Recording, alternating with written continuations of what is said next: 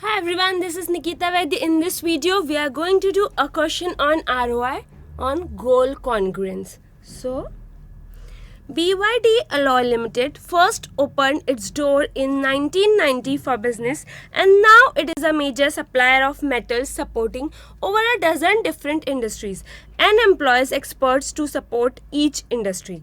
These include wood and panel products, manufacturing, hearth products, sites furnishing, commercial and residential construction, etc. It has grown through devotion to its customer, dedication to customer service, and commitment to quality product. The company has two divisions. Salary of each divisional manager, two divisions, division Y and division D. ठीक है.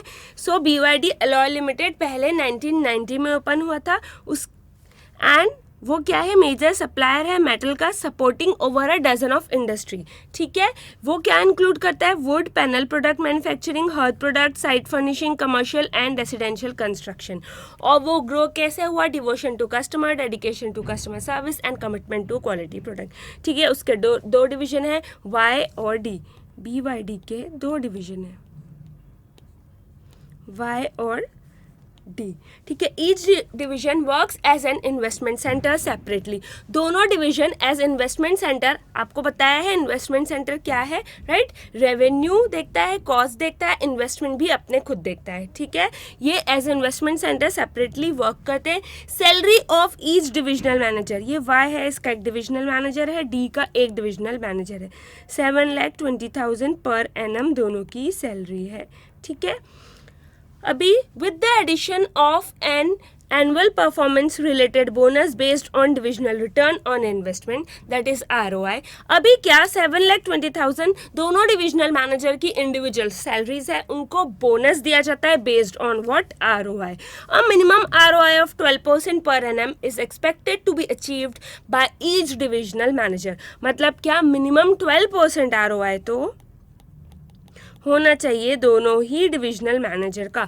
If a manager only achieves the 12% target, he will not be rewarded a bonus. However, for every whole 1% about 12% which the division achieves for the year, a bonus equal to 3% of annual salary will be paid, subject to a maximum bonus of 20% of annual salary. The figures belonging to the year ended 31st March 2018 are given below. ROI 12% होना चाहिए. ठीक है, दोनों division का. अगर divisional manager ने 12% ROI attain कर लिया तो उसको कोई बोनस नहीं है, लेकिन 12% के ऊपर 1% भी हुआ तो सैलरी का 3% एज बोनस मिलेगा. 12 की जगह 13% भी हुआ, 14% भी हुआ. ठीक है, सो ये हर 1% का, 12 से 13 1% इंक्रीज हुआ तो 3% आपकी एनुअल सैलरी का उसको बोनस मिलेगा. 13 से 14 हुआ, इस 1% के इंक्रीज होने से 3% एनुअल सैलरी का बोनस मिलेगा. ठीक है, होल परसेंट, जैसे 14 से 14.6 होता है. ठीक है, सो ये 12 से 14.6 होगा तो इसको 2% ही मानेंगे और 6% ऑफ एनुअल सैलरी उसको बोनस मिलेगा. ठीक है, और मैक्सिमम क्या है, 20% ऑफ एनुअल सैलरी, ये मैक्सिमम है. ठीक है, the figures belonging to the year ended 31st March 2018 are given below. Division Y का दिया है, डिवीजन D का रेवेन्यू दिया है, प्रॉफिट दिया है, हेड ऑफिस का कॉस्ट माइनस किया है, इसमें से नेट प्रॉफिट आ गया. Non current asset, cash inventory and trade receivables, trade payable and manager responsible, HAI, FAI. ठीक है, अभी during the financial year 2017-18, FAI manager of division D invested 13.6 million in new equipment including an advanced cutting machine which will increase productivity by 10% per annum. मतलब क्या, financial year 17-18 में division D के manager ने investment किया कितना, 13.6 मिलियन. ठीक है, एडवांस कटिंग मशीन ली which will increase productivity by 10% per annum. HAI manager of division Y has made no investment during the year, even its computer system needs updation. मतलब ये डिवीजन Y का manager HAI, इसने कोई भी investment नहीं किया, in fact उसका computer system भी अपडेटेड नहीं है. Division Y's manager has already delayed payments of suppliers due to limited cash and bank balance, although the cash balance at division Y is still better than that of division D. ठीक है, division Y के manager ने supplier को payment नहीं की ये बोल के कि हमारे पास सफिशिएंट कैश बैलेंस नहीं है, जबकि उसका डिवीजन D से कैश बैलेंस बेटर है। ठीक है, अभी रिक्वायर्ड क्या है? ठीक है, पहले हम एक देख लेते हैं। BYD अलॉय लिमिटेड के दो डिवीजन है। ठीक है, डिवीजन Y और डिवीजन D, दोनों के डिविजनल मैनेजर की सैलरी है 7,20,000 पर एनम। उनको बोला गया ROI 12% तो होना ही चाहिए, और हर 1% के ROI जो 12% से ऊपर होगा उस पर 3% की एनुअल सैलरी एज बोनस मिलेगी। ठीक है, मैक्सिमम 20% ऑफ एनुअल सैलरी। ठीक है, अभी ये बाकी की डिटेल्स दी हुई है रेवेन्यू प्रॉफिट वगैरह की। अभी क्या बोला जा रहा है, डिवीजन D के मैनेजर ने 13.6 मिलियन का इन्वेस्टमेंट किया। ठीक है, अपने किस में, डिवीजन में, और जिससे कि 10% पर एनम से प्रोडक्टिविटी इंक्रीज होगी। ठीक है, और जो डिवीजन Y है उसके मैनेजर ने कोई इन्वेस्टमेंट नहीं किया, इनफैक्ट उसके कंप्यूटर भी अपडेटेड नहीं है।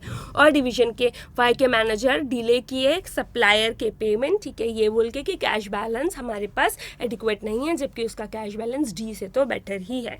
Now required for each division compute ROI for the year ending 31 March 2008, justify the figures used in your calculation. ROI calculate करना है और जस्टिफाई करना है figures used in calculation. Compute bonus of each manager for the year ended 31 March 2018। Bonus compute करना है दोनों manager का। Discuss whether ROI provides justifiable basis for computing bonus and the problems arising from its use at BYD for the year ended 31 March 2018। मतलब क्या जो ये ROI basis पे bonus दिया है वो जस्टिफाइबल है, और ये बताना है कि क्या प्रॉब्लम अराइज हुई BYD में due to use of what ROI as bonus giving criteria. ठीक है, कंप्यूट क्या करना है, ROI। अभी डिवीजन Y, डिवीजन Y का क्या होगा, controllable profit divide by capital employed into 100। ठीक है, कंट्रोलेबल प्रॉफिट कितना होगा, ये प्रॉफिट है, उसमें से हेड ऑफिस का कॉस्ट बाद में माइनस किया। ठीक है, सो कंट्रोलेबल प्रॉफिट हुआ 5290। कैपिटल एम्प्लॉयड मतलब क्या होगा, नॉन करंट एसेट्स 19,520। ठीक है, प्लस 4960 माइनस 5920।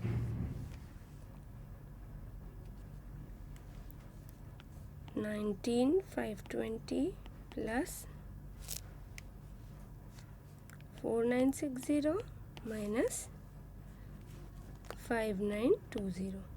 ठीक है, which is equal to 5290 divided by 19,520 plus 4960 minus 5920 is equal to 18,560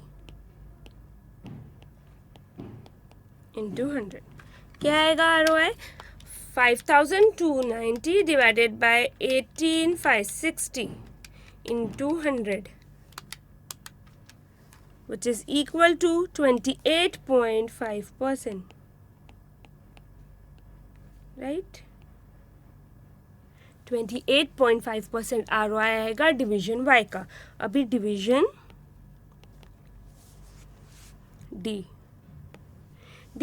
D का ROI,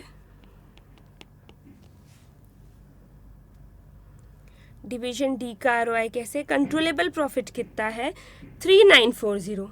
ठीक है, 40।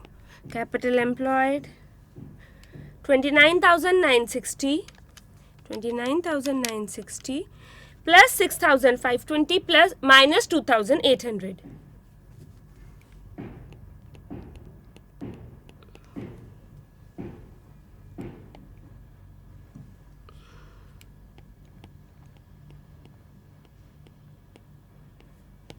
ठीक है, तो कितना होगा, 29,960 plus 6,520 minus 2,800, so which comes to 6,716 into 100।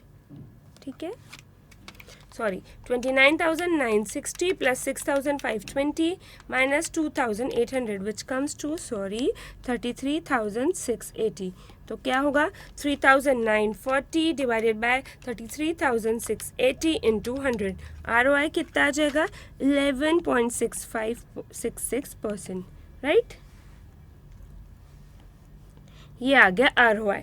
सो अभी ROI निकाल लिया कितना 28.5%। Controllable profit upon capital employed into 100 क्या होता है ROI। कंट्रोलेबल प्रॉफिट हमने लिया ये वाला प्रॉफिट, क्योंकि बाद में हेड ऑफिस कॉस्ट इससे माइनस हुआ है।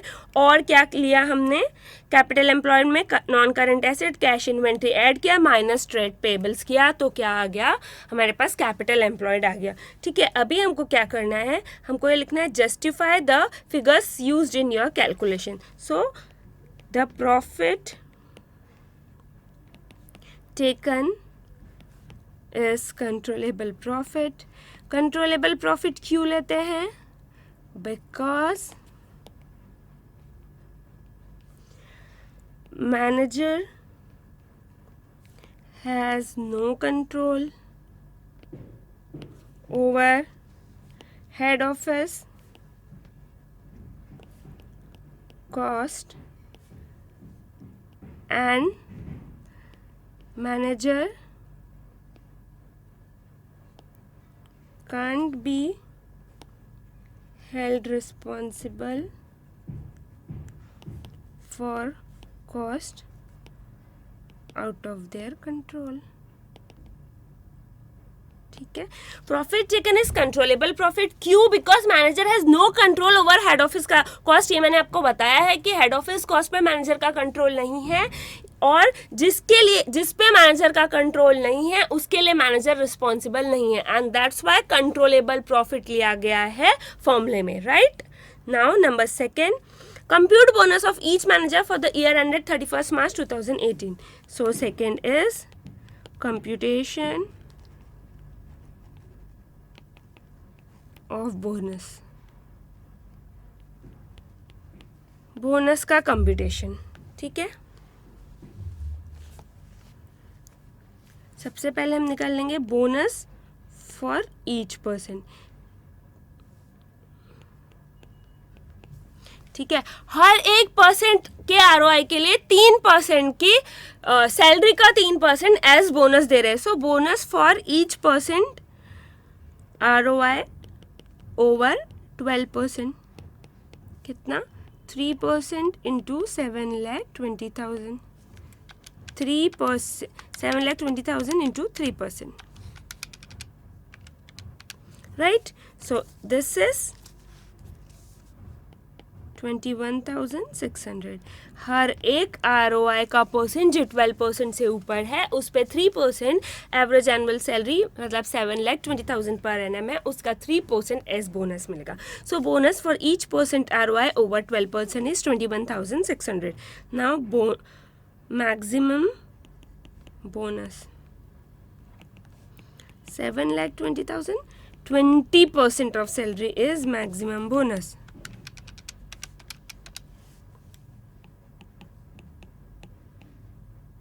ठीक है, 1,44,000 is maximum bonus, right. Now division Y। Division Y का क्या था, ROI is 28%, that is 16%, 28.5%, that is 16% above ROI 12%. So bonus is equal to कितना, हर 1% पे 21,600। So bonus is equal to 1,600 into 16, ठीक है, कितना आएगा ₹3,45,600। इतना बोनस देने का है। हर 1% ROI का जो 12% से ऊपर है 3% एनुअल सैलरी का उसको एज अ बोनस मिलेगा। ये 16% ऊपर है, यानी 3% एनुअल सैलरी का इंटू 16, ठीक है, यानी 21,600 इंटू 16, यानी कितना 3,45,600 कितना मिलेगा, बोनस मिलेगा। But maximum bonus is equal to कितना, ये 7,20,000 इंटू 20% ₹1,44,000 मिलेगा maximum bonus. So bonus received by manager of division Y is ₹1,44,000. आपको समझा? पहले हमने क्या किया, हमने ये किया कि कंप्यूटेशन ऑफ बोनस में हमने निकाला हर एक परसेंट ROI जो 12% से ऊपर है उसको कितना बोनस मिलेगा, 3% ऑफ एनुअल सैलरी. तो एनुअल सैलरी ये 3% ये है, हर परसेंट ROI जो 12% से ऊपर होगा हर एक परसेंट पे 21,600 मिलेगा. फिर हमने लिखा मैक्सिमम बोनस 20% मिलेगा, तो मैक्सिमम तो इतना मिलेगा. ठीक है, अब हमने डिवीजन वाई का निकाला कि कितना परसेंट ऊपर है 12 के, 28.5 है, यानी 16% ऊपर है 12 के, हर एक परसेंट पे 21,600, तो 16 इंटू 16 3,45,600 रुपए. बट मैक्सिमम तो कितना है, इतना है. ठीक है, तो इतना ही मिलेगा 1,44,000. अब देख रहे हैं डिवीजन किसका, डी का. डिवीजन डी का ROI is 11.7%. That is it is not even 12%. So no bonus, क्योंकि लिखा था कि 12% तक तो बोनस मिलेगा ही नहीं. ठीक है, नो बोनस. अभी हमने दोनों का बोनस निकाल लिया, इसका तो मैक्सिमम हो जाएगा, यानी कितना, 1,44,000 डिवीजन वाई का, और डिवीजन डी का क्या हो जाएगा, 0. Now discuss whether ROI provides justifiable basis for computing the bonus of managers and the problem arising from its use at BYD for the year ended 31 March 2018. पहले हम discuss करते हैं, फिर हम लिखेंगे. ठीक है, सबसे पहले तो ये कि Y का ROI ज़्यादा है, D का कम है. D का क्यों कम है, क्योंकि D का इन्वेस्टमेंट बेस ज़्यादा है. D का इन्वेस्टमेंट बेस ज़्यादा है. क्यों ज़्यादा है D का इन्वेस्टमेंट बेस, क्योंकि हमने ये नया इन्वेस्टमेंट किया. मेन रीज़न ये है, जो नया इन्वेस्टमेंट किया 13.6 मिलियन का, इससे 10% प्रोडक्टिविटी इंक्रीज हो रही है. तो ये जो हमने नया इन्वेस्टमेंट किया, ये मेजर रीज़न है किसका, डी का ROI कम होने का. उसके वजह से उसको बोनस नहीं मिल रहा, जबकि उसने तो अच्छा किया, उसकी प्रोडक्टिविटी बढ़ रही है डिवीजन डी की, जबकि डिवीजन वाई तो कुछ इन्वेस्टमेंट नहीं किया, इवन कंप्यूटर भी अपडेट नहीं किए, फिर भी इसको बोनस मिल रहा है. तो ऑफकोर्स ये क्या है, सब optimal decision making. This is not optimal, this is not right decision making. ठीक है, फिर और क्या कि इसने क्या किया कि सप्लायर को भी ये पेमेंट नहीं कर रहा है. ठीक है, इसके अगर ये सप्लाई, देखिए ये ट्रेड पेबल्स है, ये ऑलमोस्ट डबल है डिवीजन डी से.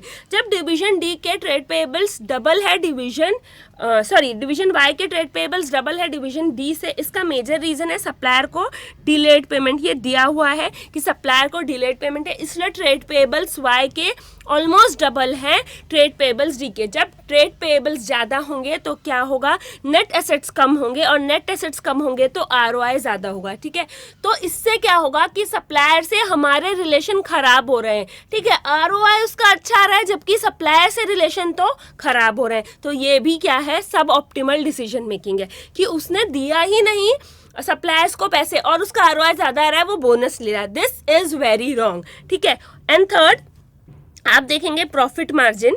तो क्या प्रॉफिट अपॉन सेल्स करेंगे, तो इसका क्या है, डिवीजन वाई का 5290 डिवाइडेड बाय 29,000 इंटू 100, तो 18%. ठीक है, और इसका 3940 डिवाइडेड बाय 17,400. ठीक है, इसका 22% आ रहा है. मतलब डिवीजन डी का profit to sales ratio better आ रहा है डिवीजन वाई से. यानी कि प्रॉफिट के अगर आप इस एंगल से देखें तो डिवीजन डी अच्छा परफॉर्म कर रहा है डिवीजन वाई से, लेकिन सिर्फ ROI ही बोल रहा है कि डिवीजन वाई अच्छा परफॉर्म कर रहा है और उसके मैनेजर्स को बोनस मिले जा रहा है, डिवीजन डी के मैनेजर को बोनस नहीं मिल रहा है, जबकि वो तो बेचारा इन्वेस्टमेंट कर रहा है, वो टेक्नोलॉजी से अपडेट कर रहा है अपने डिवीजन को, और उसको क्या नहीं मिल रहा है, बोनस नहीं मिल रहा है. इससे क्या होगा, वो बहुत इरिटेटेड हो सकता है और नेक्स्ट टाइम शायद वो इन्वेस्टमेंट नहीं करे. दिस इज गोल कॉन्ग्रेंस, यानी जो मैनेजर के लिए अच्छा है वो कंपनी के लिए अच्छा नहीं है. ठीक है, यहाँ ये प्रॉब्लम आती है, मैनेजर इन्वेस्ट करना बंद कर देंगे, ये कंपनी के लिए अच्छा नहीं है. ये है सब ऑप्टिमल डिसीजन मेकिंग, ये है गोल कॉन्ग्रुएंस. राइट, सो ROI जस्टिफाइबल क्या नहीं प्रोवाइड कर रहा है, इसने पूछा था कि discuss whether ROI provides justifiable basis for computing bonus, no. ठीक है, अभी लिखते हैं थर्ड पार्ट, ये हमने डिस्कस किया, अब हम इसको लिखते हैं। ठीक है, division Y has greater ROI than division D. This is due to large investment base of division Y. और ऐसा क्यों? क्योंकि देखो ROI क्या होता है, controllable profit upon capital employed. तो जब ये फिगर कैपिटल एम्प्लॉयड ज़्यादा होगा ऑफ डिवीजन डी, सॉरी, जब ये ज़्यादा होगा तो क्या होगा, ROI कम आएगा। डिवीजन डी का इन्वेस्टमेंट बेस बड़ा है इसलिए ROI कम आ रहा है। डिवीजन Y का इन्वेस्टमेंट बेस, ये नीचे वाली फिगर छोटी है इसलिए ROI ज़्यादा आ रहा है। Has greater ROI than division D, this is due to large investment of division D, base of division B. This is primary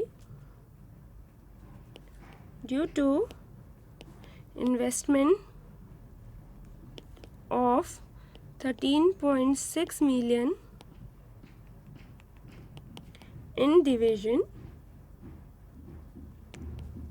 D। ठीक है, मेन क्या है, डिवीजन डी में इन्वेस्टमेंट हुआ है 13.6 मिलियन का। Manager of division D is not getting any bonus. The manager of division D is not getting any bonus in spite of thinking for long run। वो तो long run के लिए सोच रहा है, प्रोडक्टिविटी 10% से इंक्रीज होगी, ठीक है, उसको लेकिन बोनस नहीं मिल रहा है। For long run due to investment of 13.6 million, while manager of division Y is getting bonus even when he is not doing any investment and even not updating computer. मतलब क्या, डिवीजन डी का manager long run का सोच के investment कर रहा है, उसको बोनस नहीं मिल रहा है। डिवीजन वाई का मैनेजर लॉन्ग रन का नहीं सोच रहा है, कोई भी इन्वेस्टमेंट नहीं कर रहा है, इवन कंप्यूटर अपडेट नहीं कर रहा है, और वो एंजॉय कर रहा है बोनस को। दिस इज सब ऑप्टिमल डिसीजन मेकिंग। मतलब ये डिसीजन ऑप्टिमल नहीं है, ये डिसीजन राइट नहीं है। दिस इज सब ऑप्टिमल डिसीजन मेकिंग। ठीक है, तो सबसे पहले तो ये कि इन्वेस्टमेंट पे बात आई, क्यों सब ऑप्टिमल है, हमको करना था कि जस्टिफाई क्या ये राइट बेसिस है। तो सबसे पहले तो इन्वेस्टमेंट की बात आई कि डी इन्वेस्ट कर रहा है, वाई नहीं कर रहा, डी लॉन्ग रन का सोच रहा है, वाई नहीं सोच रहा, डी अपडेटेड रख रहा है, वाई कंप्यूटर भी अपडेट नहीं कर रहा है, फिर भी डी को बोनस नहीं मिलता है, वाई को मिलता है। दिस इज सब optimal decision making. Now the second reason of larger ROI of division Y is almost double trade payables in it. This is due to, क्यों, ये देखिए कंट्रोलेबल प्रॉफिट होता है upon capital employed. Capital employed में assets minus क्या, non current liability. तो assets minus जब ये लाइबिलिटी आएगी तो ये लाइबिलिटी जो है ये ऑलमोस्ट डबल है, यानी करंट एसेट्स क्या आएंगे, कम आएंगे। जब करंट एसेट्स कम आएंगे तो आरओआई ज्यादा होगा। So the second reason of larger ROI is almost double trade payables in it. This is due to delayed payment. ये क्यों है delayed payment to suppliers, relationship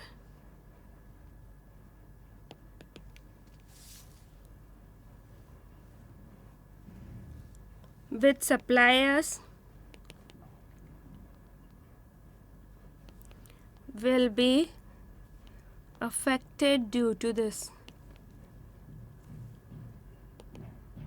ठीक है, ट्रेड पेबल्स ऑलमोस्ट डबल है। क्यों डबल है, क्योंकि क्या बोलते हैं ये, ट्रेड पेबल्स ऑलमोस्ट डबल है। क्यों डबल है, क्योंकि ये डिले पेमेंट कर रहे हैं सप्लायर्स को। इससे रिलेशनशिप खराब होगा सप्लायर से डिवीजन वाई का। ठीक है, so this is the second reason why ROI of Y is better than ROI of D, and why bonus इसको मिल रहा है वाई को और डी को नहीं मिल रहा है। This is also suboptimal decision making. ठीक है, कि भाई मैंने सप्लायर को डिले पेमेंट किया फिर भी मुझे बोनस मिल रहा है, और इसने नहीं किया, इसने प्रॉम्प्ट पेमेंट किया और फिर भी इसको बोनस नहीं मिल रहा है। So this is also sub optimal decision making. Now profit margin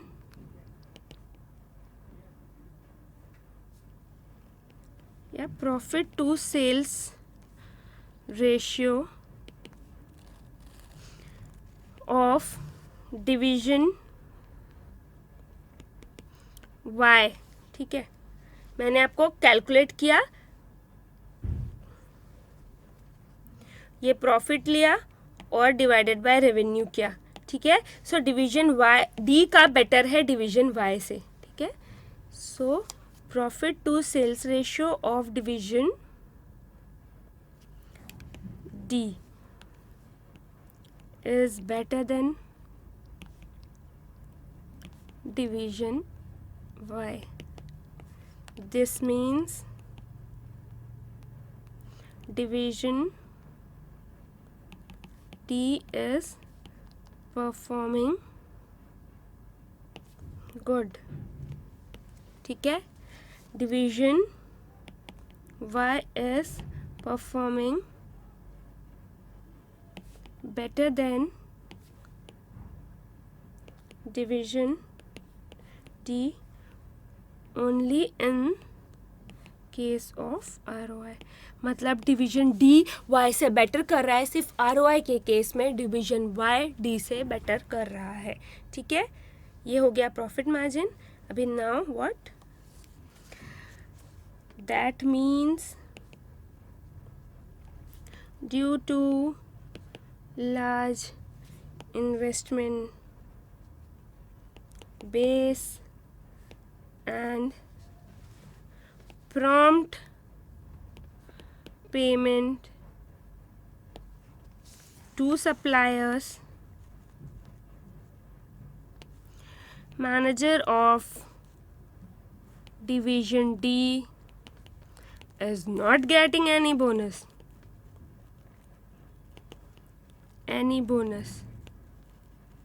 In fact, he is thinking for long run। उसने लॉन्ग रन का सोच के ही मशीन लिए 10% प्रोडक्टिविटी इंक्रीज हो जाएगी। ठीक है, दिस विल मेक हिम